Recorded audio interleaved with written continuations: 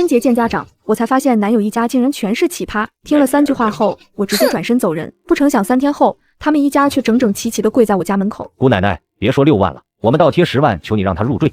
此刻听到夫妇说的，我愣在原地，没想到父亲口中知书达理的父母竟会这般无礼。父亲有些尴尬，连忙跟我解释说，他爸说话有些直，让我别介意。望着他哀求的眼神，我一时心软，于是耐心解释道：傅叔叔，彩礼6万只是我和父亲聊天开玩笑的话，彩礼具体事宜该由双方父母来谈。年纪轻轻，张口就敢要6万彩礼，跟出来卖有什么区别？你这话什么意思？闻言，父母连忙从厨房出来，堆笑赔罪。这老头子说话不过脑，你可千万别介意，我替他向你道歉。本以为总算遇见个明事理的人，谁知下一秒父母却捧出一块牌位，语重心长地开口：小林啊，我们父亲是我们傅家9代单传，以后你嫁过来也一定要生个男孩，否则列祖列宗在9泉之下都难以安息。我忍不住翻了个白眼，刚想反驳，又听到父母说：来，快给祖宗牌位磕几个响头，发誓以后一定生个儿子。为了顺利延续香火，我看你干脆改名叫盼儿，林盼儿多好听。听到这话，我拼命暗示男友出来说句话，谁料平日里对我百依百顺的男友却说：爸妈也是为了我们好，这话你得听。闻言，我收起刚才那副乖巧的模样，冷笑道：6万都拿不出来，结个屁的婚，还要我改名叫盼儿，生个儿子出来继承你们这堆锅碗瓢盆，还是破烂衣裳啊？该不会还要上演9子夺电动车吧？6万就成天价彩礼了，不如我出6万，让你儿子直接上门入赘。听我说完，父亲惊得呆愣在原地，大气都不敢喘。夫妇沉默了几秒后，突然怒吼出声：入赘？你知道入赘的代价是什么吗？是一辈子被人指指点点，没有1000万，别想让我儿子给你当狗。夏夏，你赶紧道歉，我爸有高血压，可受不得刺激。怎么就找了这么个媳妇回家？真是家门不幸，家门不幸。听到父母说的，我直接被气笑了。我不过是用他们对待我的方式反击回去，他们就急了。他们自己也知道，零彩礼娶个媳妇本身就是占便宜。看穿了父亲的妈宝男属性后，我不再留恋。父亲，我们不合适，就到此为止吧，以后各走各的路。说完，我带着买的高档礼品转身离去。可我刚走出家门，父亲就追了出来。我爸说的也没错啊，月薪3000的男人也有娶妻生子的权利。夏夏，你为什么不支持零彩礼？你什么时候变得这么物质？你不想给彩礼，这是你的自由，但你抨击收彩礼的女孩物质，未免太双标。我还没说你抠门呢。夏夏，我也不是拿不出钱，我就是觉得这不公平。婚姻需要2人相互努力，凭什么要我白白出几万块？想要公平是吧？那请问你支持过年回我家，以后生的孩子跟我姓，将来家务承担一半吗？开什么玩笑，这怎么可以？你嫁给我了就是我家的人。父亲，你要的从来都不是什么公平，你只是想占便宜。说完，我绕过父亲径直离开了。刚走出几步，身后便传来他破防的声音：林夏，像你这种穷女孩，这辈子都找不到比我更优质的男人，咱们走着瞧。我没把父亲的这番破防言论当一回事，只庆幸自己提早看清了一个渣男。毕竟婚前发现任何问题，一律当喜事处理。为了庆祝这份喜事，我立马拿出手机给我爸打了个电话：喂爸，我考虑清楚了，明天就接手家里的公司。怎么突然想通了？当初为了陪那个父亲，你放着大小姐不当，跑去公司当小职员，简直没苦硬吃。爸，我知道错了，现在迷途知返也不算太晚吧？没问题，谁叫你是我的女儿呢？挂断电话后，我打了个车回家。坐在车上，我突然想起父亲那句穷女孩，顿时无比心寒。我本以为我们会白头到老，可没想到我小心翼翼地维护感情，他却任由父母践踏我的尊严。彻底想通后，我拉黑了父亲的所有联系方式。从今以后，这个男人在我的世界彻底消失。次日一早，我开车前往公司，恰逢老爸出差，我把他远程交代下来的工作全都完成后，到点下班。本以为就此步入新生活，谁知我刚走到地下停车场，就迎面撞上了父亲和几个前同事。见到我，父亲3两步跑到我面前，语气充满责怪：夏夏，你为什么一声不吭辞职了？不过是吵个架，微信怎么还拉黑我了？我记得我们已经分手了。这话一出，他身后的几名前同事面面相觑，跟他同组的刘洋出来打圆场。情侣之间吵个架很正常，夏夏差不多就得了。其他人也跟着附和。是啊，小两口床头吵架床尾和嘛。我再郑重说明一遍，我和父亲已经分手，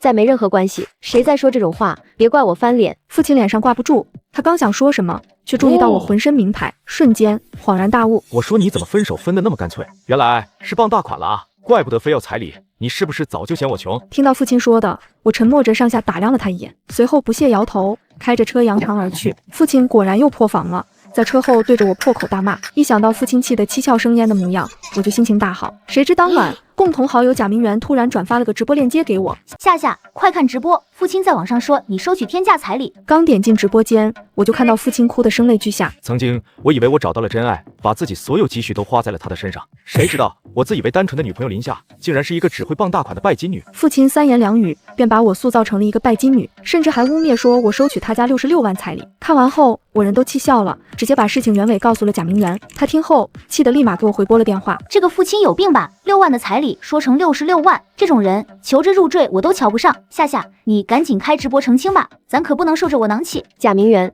这是你帮我在同学圈里宣传宣传就成，对付他我另有办法。挂断电话后，我先是联系律师，把父亲直播造谣的证据全都录制下来，随后找朋友联系了几个靠谱的男模。从明天开始，你们每人挨个上门送花给父亲，想尽一切办法在公司里营造出暧昧的氛围。既然父亲敢造谣我是物质女，那我就让他成为捞男，不就是相互伤害吗？那就看谁先撑不住。男模出动的第一天，当着全公司的面给父亲送了999朵玫瑰，他一脸懵，却遭到同事们疯狂议论。男模出动第二天，全公司都在传父亲不仅喜欢男人，还脚踏几条船。男模出动第3天，直接拿出大喇叭在公司底下大喊：“父亲，我爱你！”父亲实在忍不住，在我去他们公司谈合作时，直接把我拦在门口。林夏，败坏我的名声，很有意思吗？有意思啊，你不是说我靠男人吗？那你也好好靠一靠。诽谤造谣，我可以告你的。告我？谣言又不是我传出去的，你告我什么？夏夏，虽然你穷，但没必要为了点钱出卖自己吧？想想你父母，要是他们知道你在外面勾引老男人，脸上还挂得住吗？你和我道个歉，再给我爸妈磕头认错，这件事情我绝不计较。后面的话，父亲还没说完，便被顶头上司刘姐一把推开了。林大小姐可是我们公司大客户的女儿，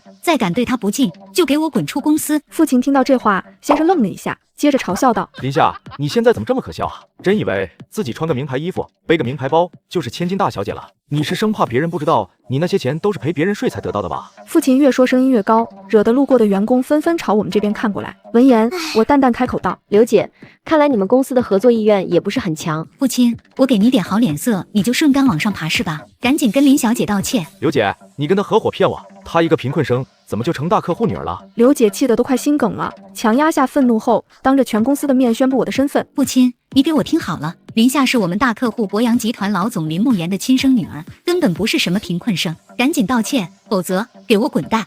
赶紧道歉，否则给我滚蛋！父亲听后难以置信地看向我，怎么会？这怎么可能？你家要真那么有钱，为什么还陪我去勤工俭学？勤工俭学不过是为了体验生活而已。怎么，谁规定家里有钱就不能出去打暑假工了？不可能，这绝对不是真的。那所谓的入赘，不过是我给你的考验而已。你要是经受住了考验，我家这些公司，这些钱可都是你的了。可惜啊，父亲，你没这个命。听我说完，父亲的脸色瞬间变得惨白。随后，我朗声说道：“刘姐，你们公司的员工出言不逊，让我不得不怀疑你们的专业水准。我还有事，就先回去了。”刘姐一听，着急地追了上来：“林小姐，真是抱歉，我一定会严肃处理她的。这次的合作的事，下次再说吧。”说完，我头也不回地离开了公司。当初我爸是因为我在这家公司才和他们合作，如今我人都离开了，合作自然终止。我今天特地过来晃悠一圈，目的就是为了当众爆马，让那些谣言不攻自破。至于造谣的前男友会面临怎样的处罚，那可就与我无关了。本以为我这么一闹，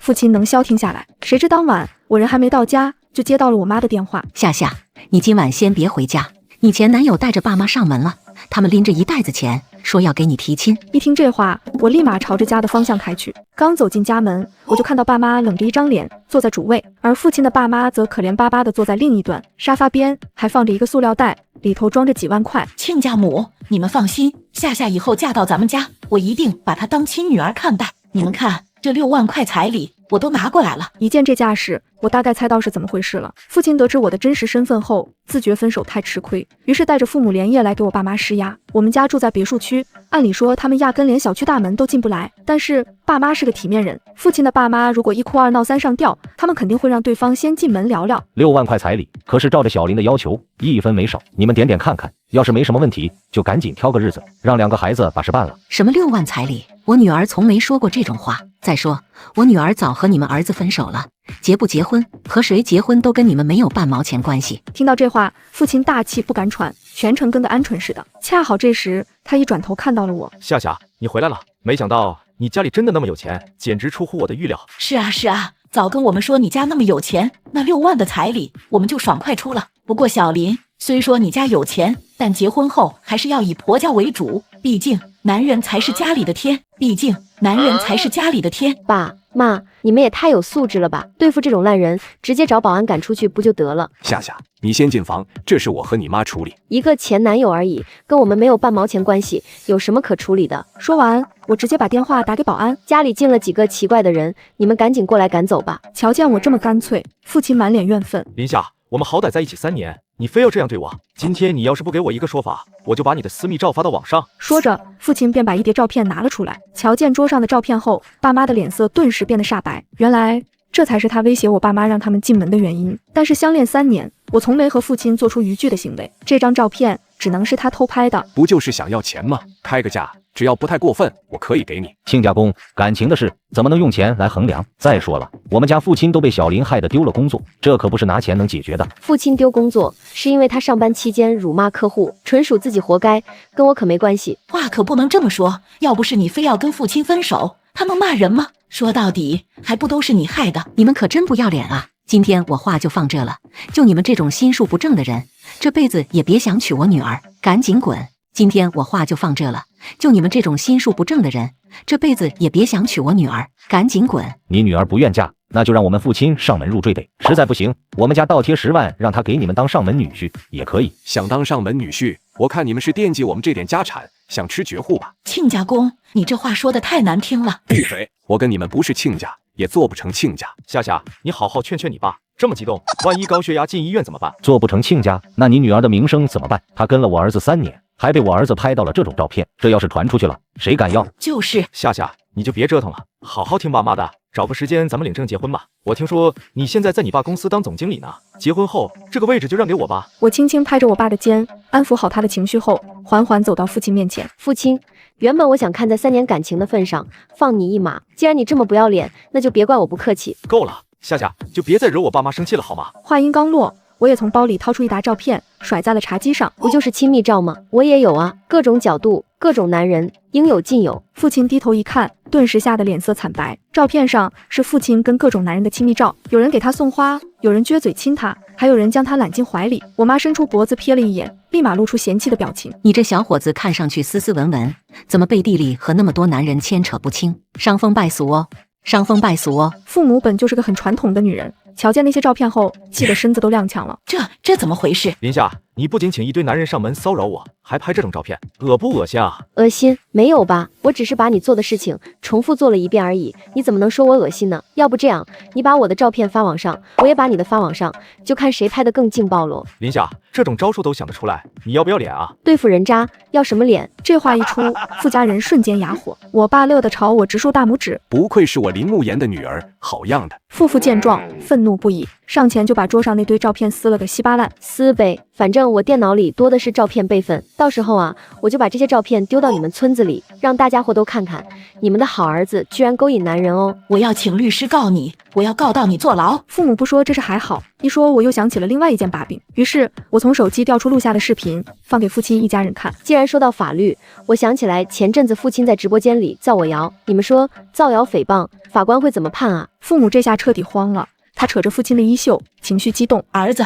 快把你的账号注销，把那些视频全删了，看他怎么告！把那些视频全删了，看他怎么告！”看着父亲手忙脚乱的样子，我忍不住提醒他们：“别忙活了，我早就联系律师，并且把这些证据都固定好了，上传公示。你们注销账号也没用哦。”你这个恶毒的女人，你会遭天谴的！说着，父父便扬起巴掌朝我的方向扇过来。我爸妈吓得立马站起来。你敢动他试试？父父的动作很快，只可惜他还没碰到我，就被冲进门的保安按倒在地。爸妈连忙冲上前，挡在我面前，赶紧把这堆人给我丢出去！父父被按在地上拼命挣扎，父亲想上前救父，却被保安吓得不敢轻举妄动。住手！我爸要是有个3长2短，我绝对不会放过你们。都这时候了，还敢威胁人呢？别忘了，这可是我家，而且还是你爸先动手想打人。我们要是真追究责任，你们这算入室伤人，违法的，知道吗？父父哪里肯听这些？他们家穷了大半辈子，好不容易抓住了我这么个有钱人，必须想办法从我们家捞一笔。于是他一边挣扎，一边朝父母的方向狂使眼色。几秒钟后，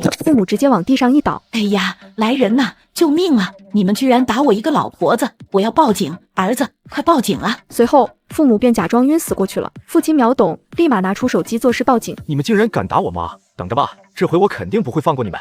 等着吧，这回我肯定不会放过你们。保安一见这架势，也有些为难。林先生，要不咱们和解，被老太太讹一笔，可麻烦着呢。晕倒了是吧？说着，我转身打开冰箱，拿出一盆冰水，二话不说就浇在了父母的身上。刚才还晕倒过去的人，瞬间骂骂咧咧地爬了起来。你神经病啊！大冬天浇冰水会死人的。哟，不晕了。父母被我这一顿操作整得实在没招了，一边拍着大腿，一边哭嚎，企图用耍赖来换取好处。但我仅用几句话就打断了他的施法。你尽管哭，我们家客厅有监控哦，闹腾越大，一会巡捕来了，你们就越惨。听到这话，父亲一家再也不敢作妖了。最后，他们被保安直接丢了出去，并且还拍下照片进了小区的黑名单。处理完这档子事后，我妈连忙把我揽进怀里。夏夏，刚才被吓着了吧？别怕，有爸妈在，绝对不会让任何人伤害你。不错啊，丫头，这事处理得十分妥当。我看今后他们一家都不敢再来招惹你。那还不是爸妈教得好。当晚我们在家里吃了火锅，临睡前我一边敷面膜，一边跟贾明媛打电话，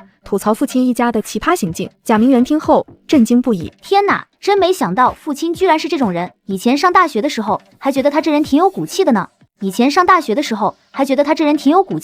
还好在结婚前发现了他的伪装，就凭他爸妈那奇葩的样子，难以想象结婚后得经历多恐怖的事情。和朋友吐槽了一堆后，我美滋滋的上床准备睡觉，结果就在这时，手机突然弹出了一则新闻，竟然是跟父亲有关。那是住在附近的居民录下来的视频，视频里夫妇和父母在大街上大吵了一架，我隐约听到他俩在相互埋怨对方。都怪你，要不是你非要折腾那6万的彩礼，那有钱的儿媳妇能被吓跑吗？明明是你要他改名叫什么盼儿，才把人吓跑的。你看到手的鸭子都飞了吧？他家多有钱啊！这一切都怨你。父亲见两人吵得不可开交，本想上前劝架，谁知他俩越吵越凶，一个不小心把父亲推到了马路中间，父亲就这样出了车祸。我看评论区说他被撞伤后直接没了生育能力，富家人这么看重延续香火，结果他们儿子以后都不能生了，怎么不算报应呢？而我不被渣男拖累的日子里，每天都过得十分充实。在公司里，我凭借着自己的努力拿下了许多厉害的项目。刚开始不服我管教的老员工也被我的能力折服，我爸对此十分满意，